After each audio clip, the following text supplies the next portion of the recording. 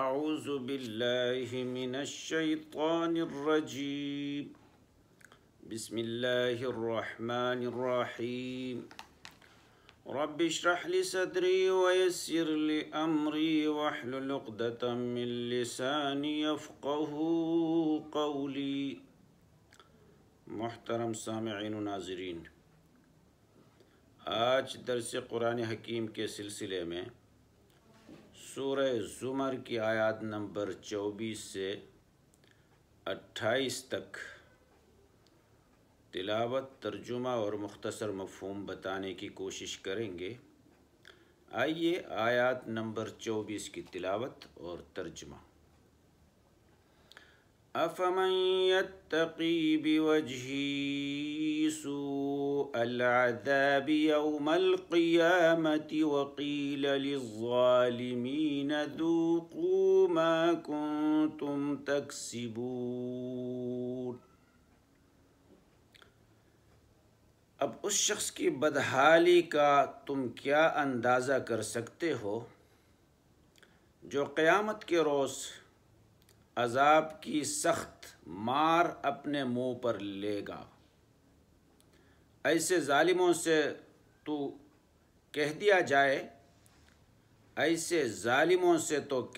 جائے گا کہ اب چکھو مزہ اس کمائی کا جو تم کرتے رہے تھے۔ آیات کا ترجمہ ایک بار پھر۔ اب اس شخص کی بدحالی کا تم کیا اندازہ کر سکتے ہو جو قیامت کے روز عذاب کی سخت مار اپنے منہ پر لے گا۔ ایسے ظالموں سے تو کہہ دیا جائے گا کہ اب چکھو مزہ اس کمائی کا جو تم کرتے رہے تھے۔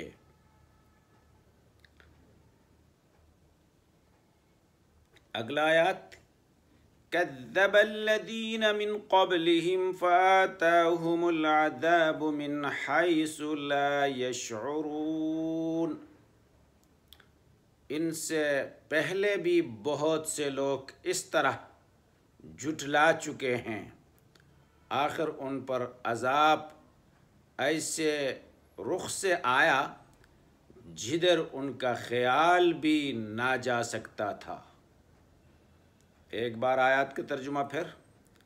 ان سے پہلے بھی بہت سے لوگ اسی طرح جھٹلا چکے ہیں، آخر ان پر عذاب ایسے رخ سے آیا جدھر ان کا خیال بھی نہ جا سکتا تھا۔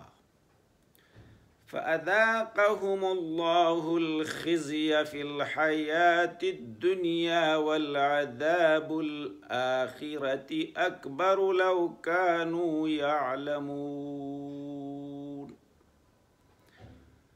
پھر اللہ نے ان کو دنیا ہی کی زندگی میں رسوائی کا مزہ چکھایا، اور آخرت کا عذاب تو اس سے شدید تر ہے، کاش یہ لوگ جانتے۔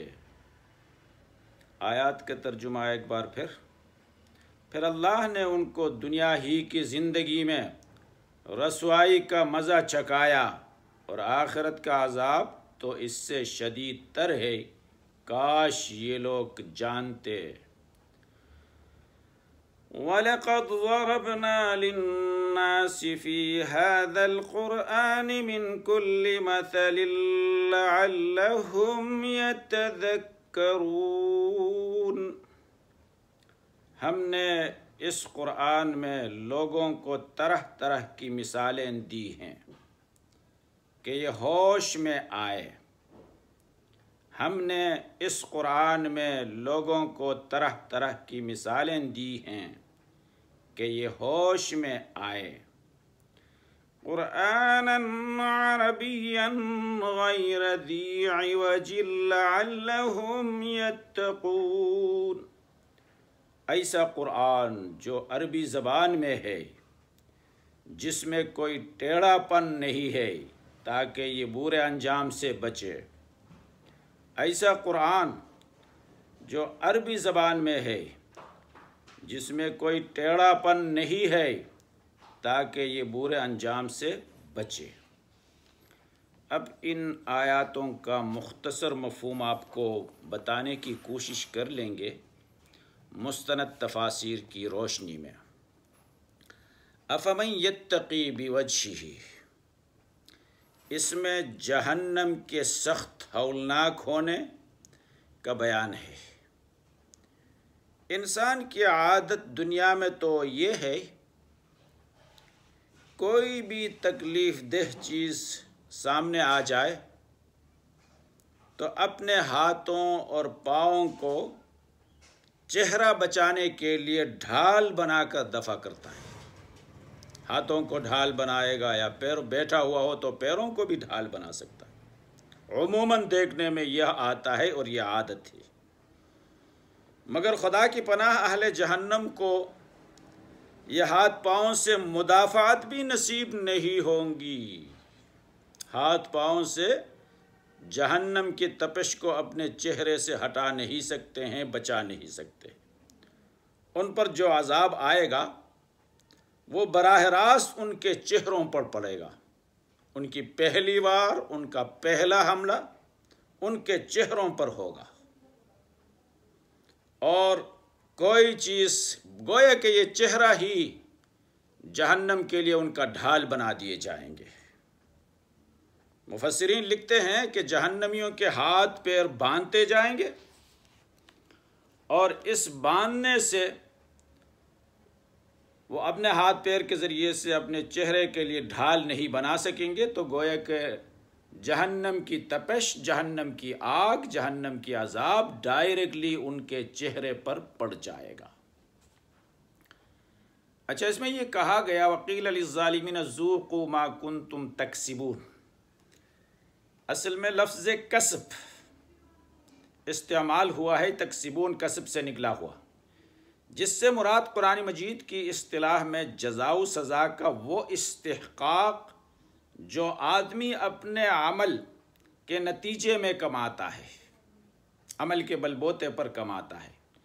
نیک عمل کرنے والے کی اصل کمائی یہ ہے کہ وہ اللہ کے اجر کا مستحق بنتا ہے، اور گمراہی بدراہی اختیار کرنے والے کی کمائی وہ سزا ہے جو اس سے آخرت میں ملنے والی ہے۔ آخرت میں اس کو دیا جائے گا، وہ سزا اس سے ملنے والی ہے۔ اب یہاں یہ بھی بتایا گیا ہے کہ ان کو جو سزا دی جائے گی دنیا ہی میں بھی دی جا سکتی ہے۔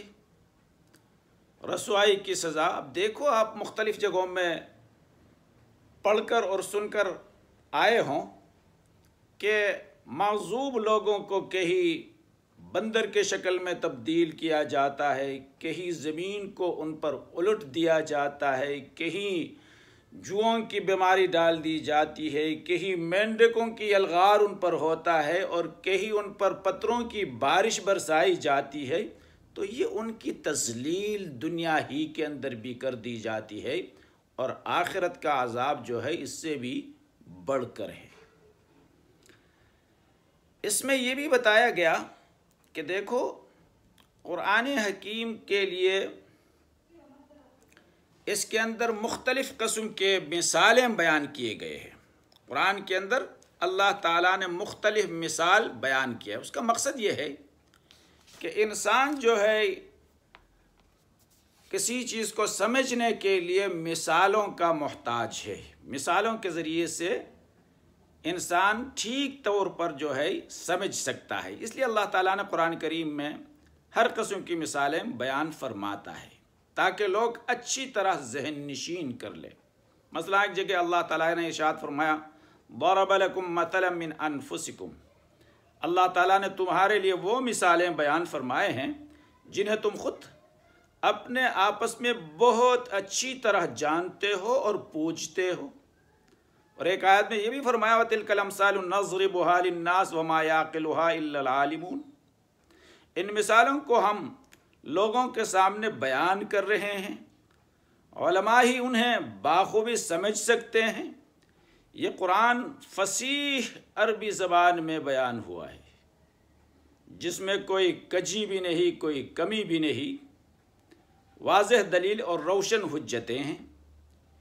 یہ اس لیے کہ اسے پڑھ کر سن کر لوگ اپنا بچاؤ کر لیں، اس کے عذاب کی آیاتوں کو سامنے رکھ کر برائیاں چھوڑ دے اور اس کے ثواب کی آیاتوں کو مد نظر رکھتے ہوئے نیک اعمال میں محنت کر لے۔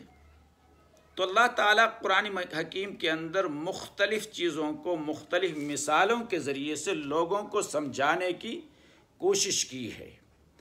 اب قرآن حکیم کو یہاں جو کہا گیا ہے قرآنً عربیًا، قرآن حکیم کو اللہ تعالیٰ نے عربی زبان میں نازل فرمایا، اس لیے کہ اس کے اول مخاطبین اہل عرب تھے، اور یہ کہا جا رہا ہے ان کو نہ کسی مترجم کی ضرورت ہے نہ کسی شارح کے محتاج ہے، وہ تو براہ راست خود سمجھ سکتے ہیں اور سمجھ رہے ہیں، اس کے باوجود بھی اس قسم کی ہٹ درمی کیوں کرتے ہیں؟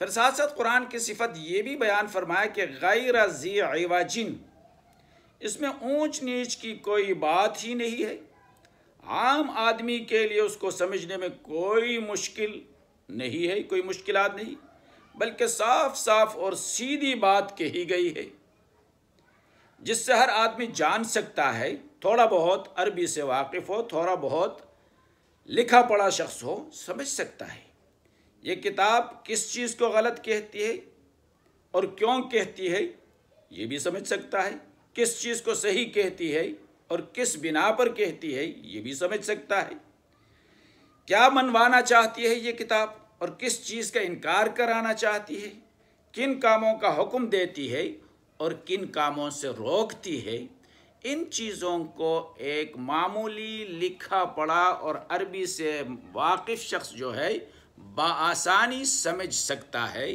اور پھر مثالوں کے ذریعے سے سمجھائی گئی ہے۔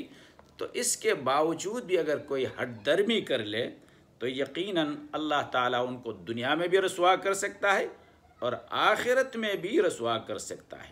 تو دل لگانا ہو، دوستی کرنی ہو تو قرآن مجید سے دوستی کیا جائے، تو کامیابی کا مدار قرآن حکیم ہے۔ جیسے کہ ایک حدیث میں آتا ہے القرآن حجت لک او حجت علیک، قرآن حکیم تیرے حق میں حجت ہوگا قیامت کے دن یا تیرے خلاف حجت ہوگا۔ کن کے حق میں حجت بنے گا؟ جو لوگ قرآن سے دوستی کرتے ہیں، قرآن کو پڑھتے ہیں، قرآن کے ادب کا خیال رکھتے ہیں، ان کے تعلیمات پر حسب استعداد عمل پیرا ہونے کی کوشش کرتے ہیں، تو قرآن ان کے حق میں دلیل بنے گا، یہ ان کی کامیابی کی بات ہے۔ اور قرآن کن لوگوں کے خلاف دلیل بنے گا؟ جو لوگ قرآن کی احکامات کو پامال کرتے ہیں، قرآن تعلیمات کو سمجھنے کی کوشش نہیں کرتے ہیں، قرآن تعلیمات پر عمل پیرا نہیں ہوتے ہیں، یقیناً قرآن ان کے خلاف دلیل بنے گا۔ اور جس کے خلاف بھی قرآن دلیل بن گیا، یہ اس بات کا ثبوت ہے کہ یہ لوگ اللہ کے غضب میں آ گئے اور اللہ کی رحمتوں سے محروم ہو گئے۔ اللہ تعالی ہم سب کو قرآن تعلیمات پر عمل کی توفیق عطا فرمائے۔ وما علینا الا البلاغ۔